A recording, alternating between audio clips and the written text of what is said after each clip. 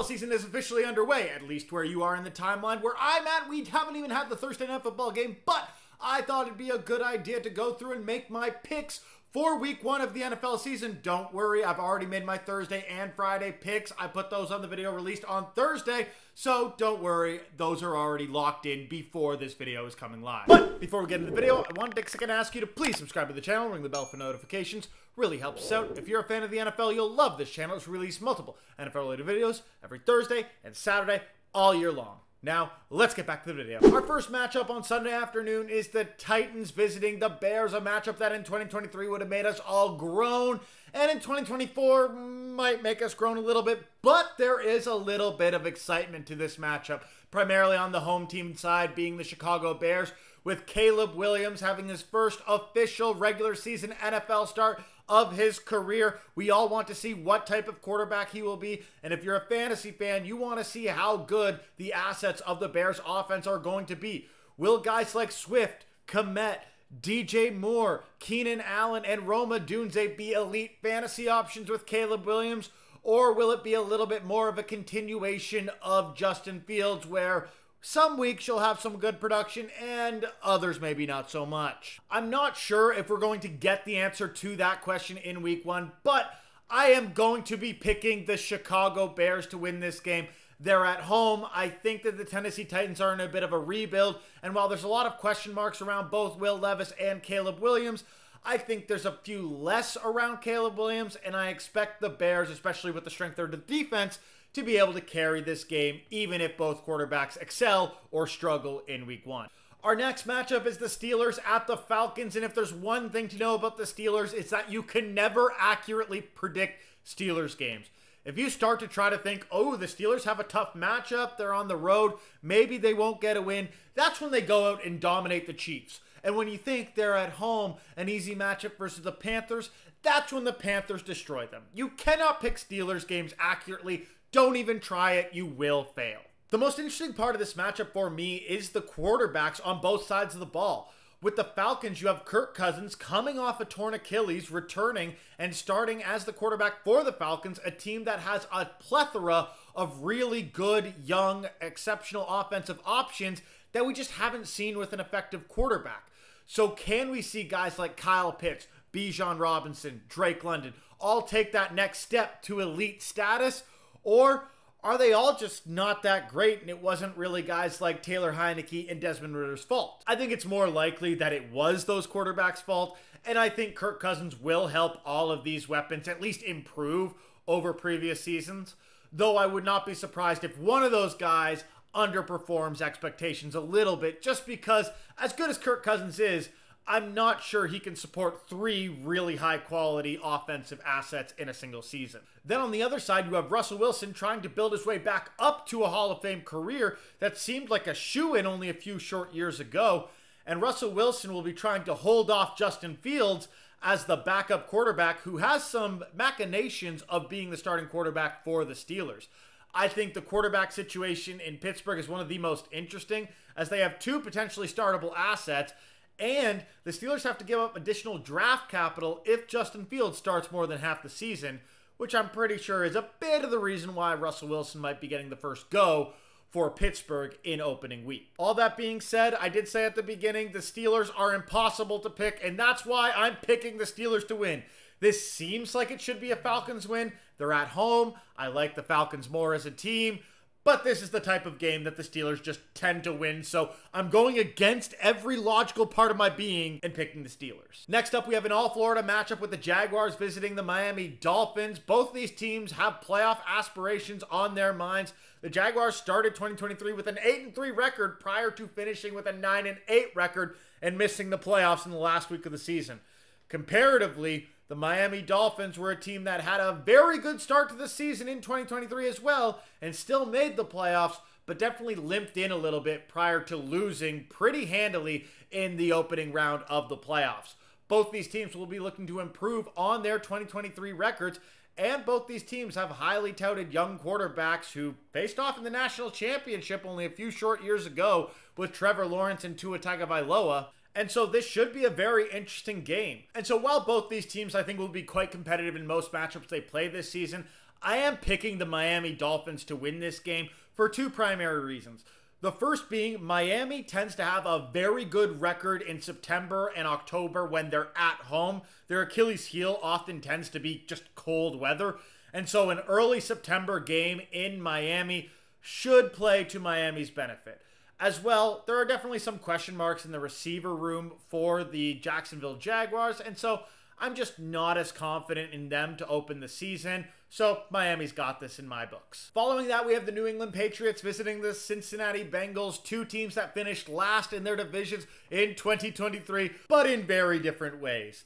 The New England Patriots were one of the worst teams in the NFL in 2023, and I think have honestly gotten worse over the course of the offseason, losing multiple offensive linemen to free agency, some big defensive pieces to trades in free agency as well, and Bill Belichick leaving with Gerard Mayo taking over. Nothing against Gerard Mayo. He could be a great head coach, but Bill Belichick is one of the greatest of all time, even if he lost a little bit of the locker room towards the end of his New England tenure. Comparatively, the Cincinnati Bengals finished last in the AFC North last year, but with still having a 9-8 record, a winning record, and they were missing Joe Burrow for half the season, with the majority of the other half of the season having Joe Burrow playing well above his typical quality because he was dealing with an injury to his calf. The Cincinnati Bengals might be missing Jamar Chase in this game, but I still think they have enough to take on one of the worst teams in the NFL, given how good this team was able to play even without Joe Burrow.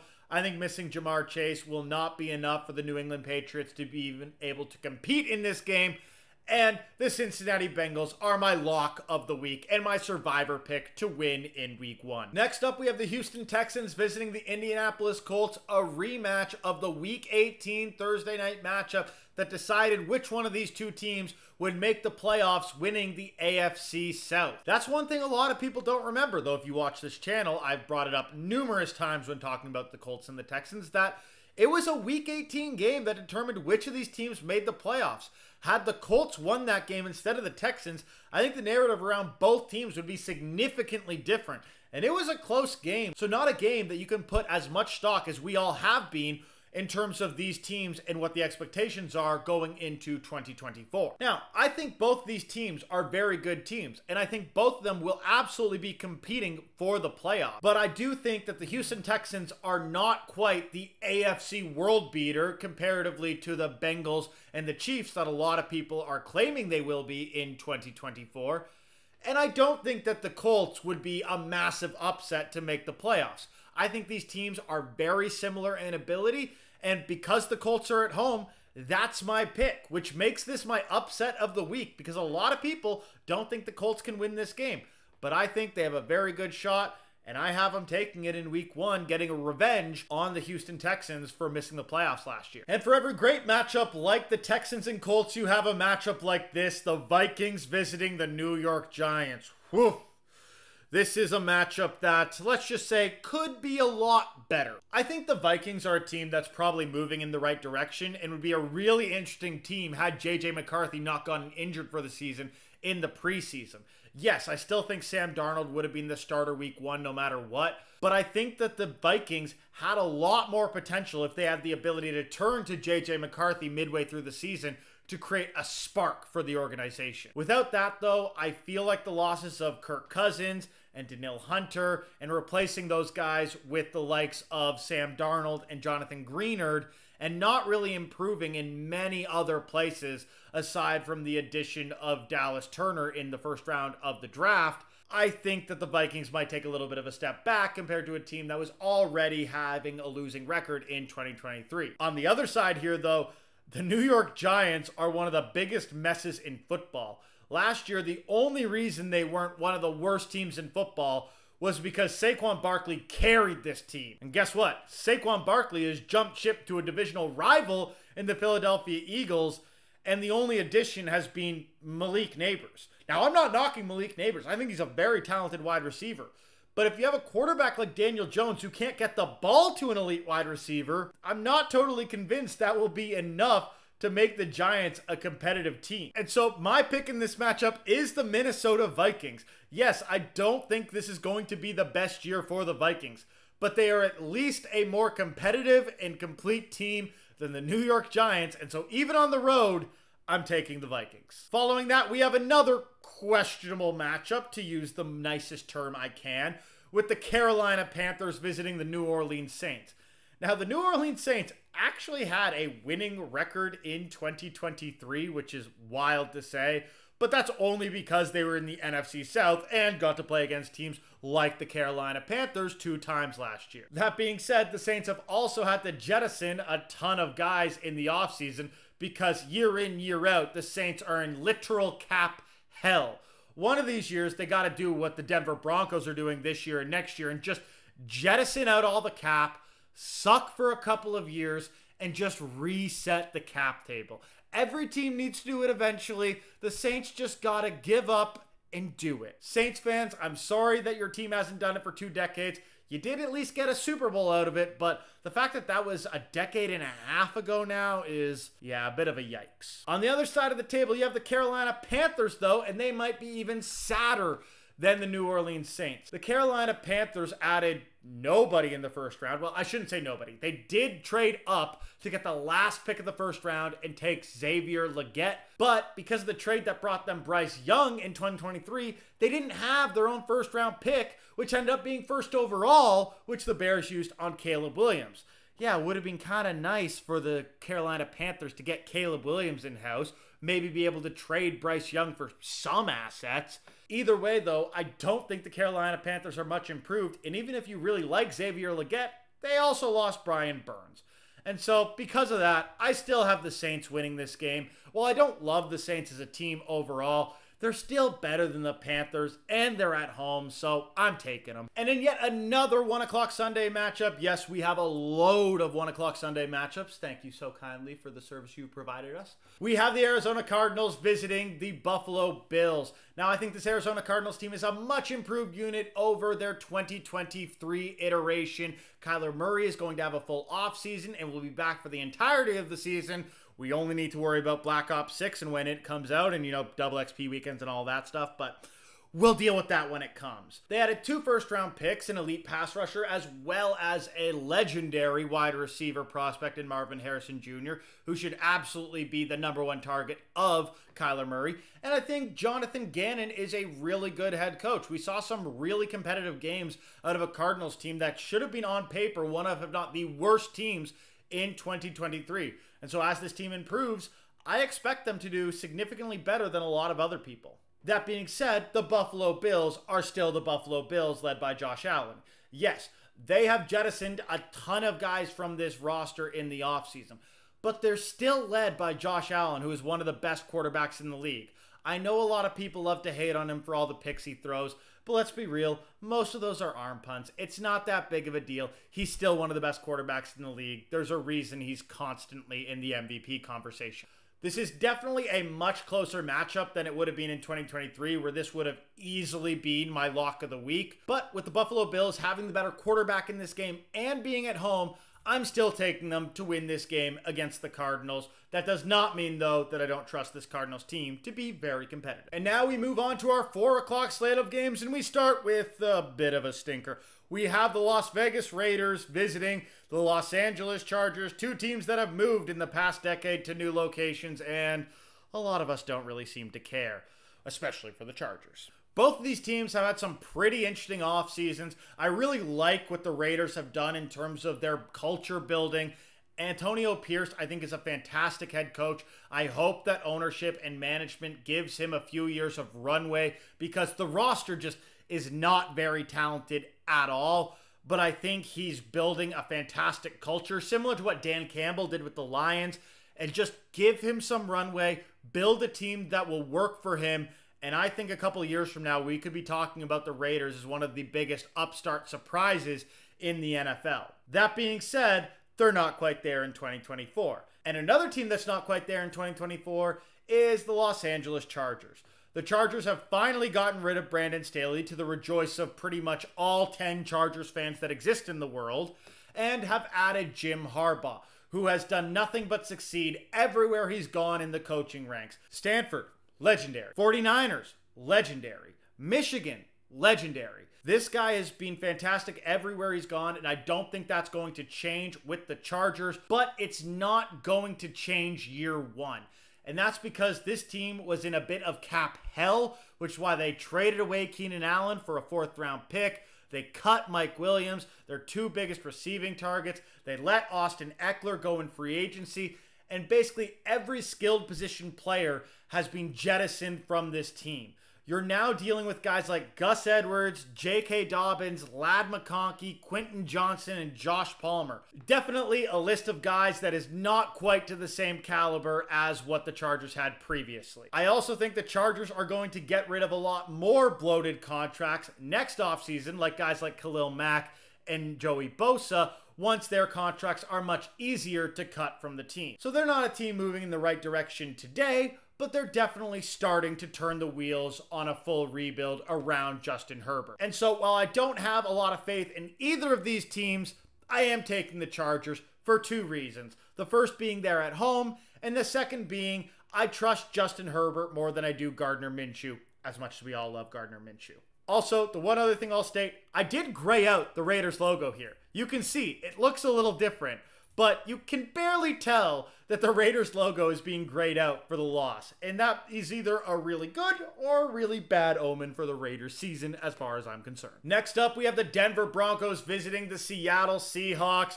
This would have been such a marquee matchup had it been Russell Wilson returning to Seattle, but we all know what happened with Russell Wilson, and so now it's going to be Bo Nix going to Seattle, and Geno Smith.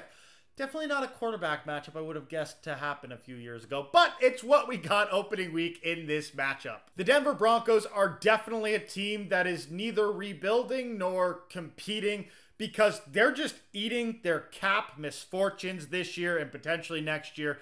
They have $50 million of their cap or something near that associated just to the dead cap of Russell Wilson. They moved on from Jerry Jeudy. The team has jettisoned pretty much every valuable player that they're not going to build around into the future. But they did sign Pat Surtain, but that's a guy I think they're using to build for the future. On the other side, you have a whole new regime in Seattle, and it's going to be interesting what they're able to do. I think that Pete Carroll was absolutely a quarterback whisperer for both Geno Smith as well as Russell Wilson. There's a reason why Geno Smith was terrible until he came to Seattle and why Russell Wilson was great in Seattle and then not so great when he went to Denver. So I would not be surprised to see Geno Smith take a bit of a step back this season. It's a reason in fantasy I have stayed away from pretty much every asset on the Seahawks. I mean, as well as the Broncos. Just neither of these teams. I want neither of these teams in fantasy. But while the Denver Broncos really have no hopes of doing anything, I think there is still a path for the Seattle Seahawks to be a very good team in 2024.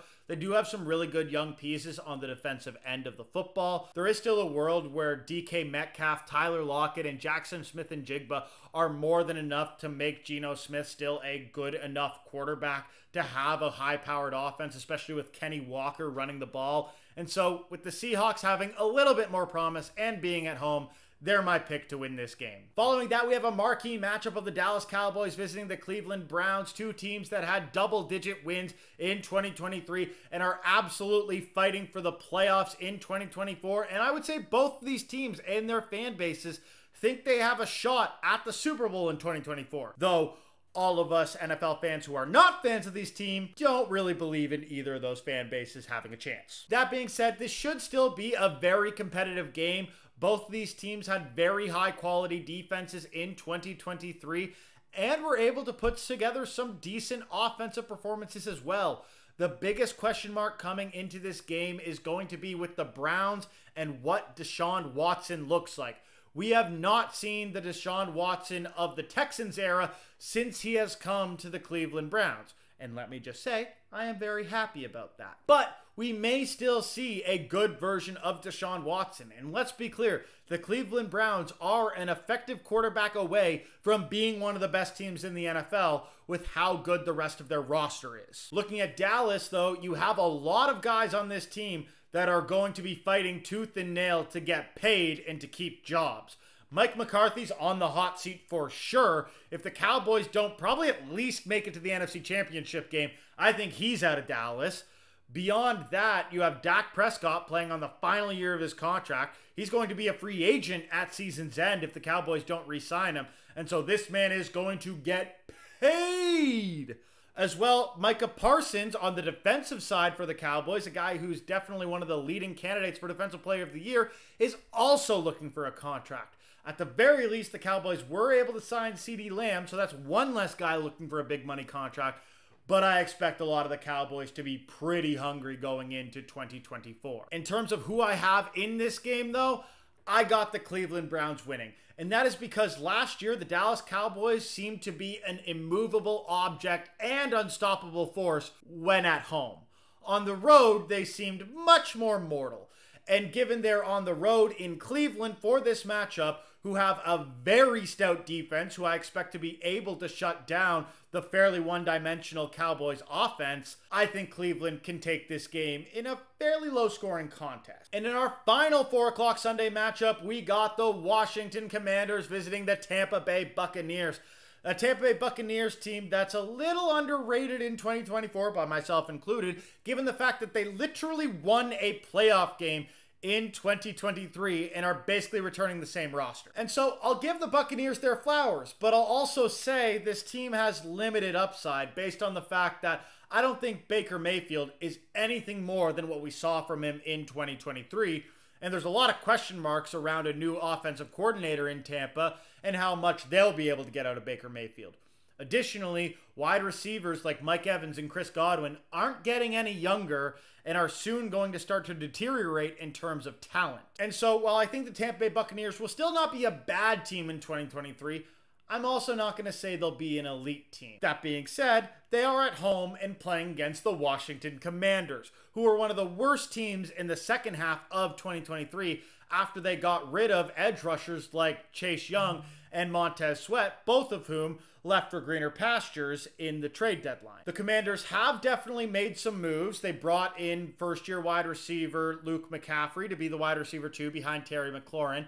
And the more important one, they drafted a guy like Jaden Daniels, 2nd overall, who they expect to be the quarterback of the future, and I think is a substantial upgrade over Sam Howell, who was the starting quarterback for this team in 2023. All that being said, I don't think that's going to be enough for the Commanders to be a competitive team in year 1 in the new administration and quarterback room. And so because of that, I'm still taking the Tampa Bay Buccaneers to win this game at home. Our second to last game of week 1 is our Sunday night football matchup, which is one of the best storyline matchups we have in the NFL. It's a rematch of the Super Wild Card game. It's a rematch of 2 quarterbacks traded for each other. It's Matt Stafford and the Los Angeles Rams visiting Jared Goff and the Detroit Lions. My Detroit Lions. The Lions managed to barely squeak away with this game in the Super Wildcard weekend on their way to the NFC Championship game, where they eventually lost to the San Francisco 49ers.